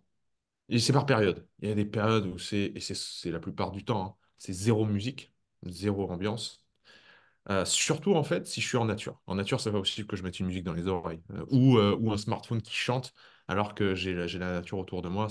Ça, c'est inconcevable pour moi. Mais si je suis dans une salle de muscu et en ce moment, comme je bosse beaucoup à la maison, j'ai besoin de me changer d'air. Donc, je vais ailleurs. Même si je pourrais très bien mettre une paire d'anneaux dans le jardin, j'ai besoin de changer d'air. Donc, je vais dans les salles de muscu, puis c'est fun, tu vois. Je vois que je rentre d'une salle de muscu, je dis, ah, la maison. C'est toujours Disneyland, tu vois, pour moi. Et j'ai été beaucoup en déplacement ces derniers temps, donc c'était beaucoup plus simple pour moi d'aller dans une box de CrossFit ou une salle de muscu pour m'entraîner. Et là, tu as souvent une musique pas terrible quand même, et très forte. Donc, enfin, écouteurs dans les oreilles et musique. Et là, AC/DC ou Linkin Park, ces derniers temps, c'est beaucoup Linkin Park. Mais tu m'aurais posé cette question-là il y a 5 ans, je t'aurais dit AC/DC, c'est par période les musiques, hein. Euh, Allez, on va dire un autre groupe, un petit moins connu. Tu sais, dans Mario, tu as un petit dinosaure qui s'appelle Yoshi. Ouais. Le type, il fait du hip-hop, rap, très, euh, très, très, très sympa. Alors, je suis pas du tout rap et hip-hop d'habitude. Il y en a très peu qui me touchent. Moi, j'ai écouté IAM dans ma vie, c'est tout ce que j'ai écouté, tu vois, en termes de rap. Voilà. Mais lui, les textes sont rigolos et les musiques sont géniales. C'est Yoshi D, donc DI, original. Yoshi D original. Oh, qu'est-ce qu'il est drôle. C'est fun. La musique est géniale. Et lui, il peut me mettre vraiment. Il peut vraiment te monter la motivation, tu vois. Ça veut dire, ça te met en feu, quoi. Donc voilà, pour te répondre, ce sera Linkin Park, c'est arrêtant. Tous les albums. Magnifique. Magnifique, Mhm. Pierre. Pierre, je Ouais. pense qu'on a quand même bien fait le tour. Ah, On c'est a déjà parlé de fini. toi. Allez, j'ai aussi des trucs à faire quand même. Attends, je fais une petite Il y en pause a qui bossent. Il y en a qui bossent. double biceps, voir comment Ah j'en suis. oui! Ah, vas-y, vas-y, là. Qui est les plus Là! gros? Ah Dites là! en commentaire qui a les plus gros. Voilà. Mais toi, t'es loin. Moi, Je je suis me loin, mais, rapproche. non, mais je voudrais pas faire trop gros non plus, de faire trop de concurrence. Ouais, c'est C'est surtout ça. ça. C'est ça. Pierre, je te remercie vraiment du fond du cœur. Tu sais que t'es le bienvenu à la maison. Je fais comme ça, Pareillement. là. Ouais, cœur. Tu sais que tu es le bienvenu à la maison, tu viens quand tu veux. Et Pareil. voilà, c'est avec plaisir. On se revoit très rapidement. De toute façon, on reste en contact. Toujours mon frère. Pierre, merci Merci. encore. Je te souhaite le Merci à toi. meilleur pour les semaines à venir. Merci pour ce que tu as fait pour moi par le passé. Tu On rigoles. continue comme ça. Ouais, Et équipage. là, l'équipage, je m'adresse à toutes celles et ceux qui sont encore là avec nous. Merci à vous d'être encore là. Laissez-nous un petit commentaire, des questions si vous avez quelque chose que vous voulez savoir en plus. Un petit like, un petit partagé dans la communauté, aussi bien dans le sport que dans la naturopathie, la nutrition. Allez-y, partagez. Ce que Pierre nous a délivré, c'est encore aussi des petites pépites pour l'ouverture de l'esprit. Voilà. Et puis pour passer à l'action, la prise de responsabilité. On en a assez parlé, Pierre. On va arrêter de faire du blabla. Pierre, je t'aime. Et Je je te dis à t'aime la fort. prochaine. Bisous. Très Bye vite. bye, Pierre.